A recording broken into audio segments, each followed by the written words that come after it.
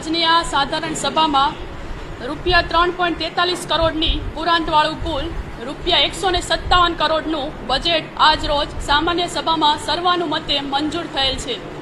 આજે બજેટ મંજૂર થયું છે ત્યારે લોકોની સુખાકારી માટે કેવા પ્રકારનું આયોજન અને ભવિષ્યમાં કોઈ આયોજનની વાત નથી. બોટાદ શહેરમાં અમે એક કૃષ્ણ સાગર તળાવ બ્યુટિફિકેશન માટેનું એક આયોજન કરવાના છીએ. આ સિવાય પ્રાથમિક સુવિધાને લઈને શું કામગીરી કરવાની છે? પ્રાથમિક સુવિધામાં નગરપાલિકાના શહેરીજનોને રોડ, રસ્તા, સ્ટ્રીટ લાઇટ, ગટર, પાણી તેમજ પરિવહન જેવી આંતરમાળખીય સવલતો પૂરી પાડશું.